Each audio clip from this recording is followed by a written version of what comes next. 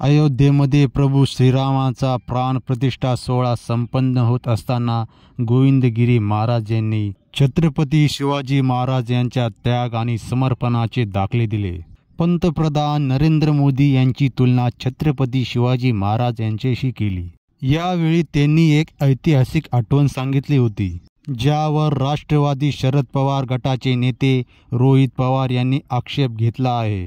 इतिहासातले चुकीचे दाखले देऊन छत्रपती शिवाजी महाराजांचा अवमान होईल असे वक्तव्य करू नये.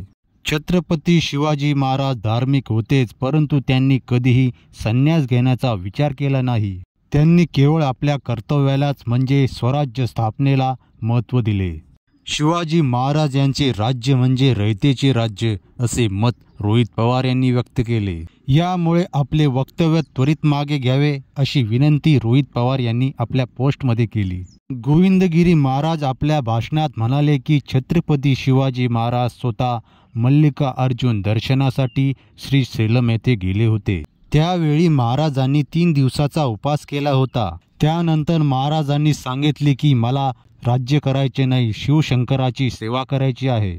परंतु ज्येष्ठ मंत्र्यांनी महाराजांची समजूत काढून राज्याची सेवा हीच देवाची सेवा आहे असे सांगितले. याच वक्तव्यावर रोहित पवार यांनी प्रतिक्रिया देत सांगितले की चुकीचे दाखले देऊन महाराजांचा अवमान होईल असे वक्तव्य करू नये.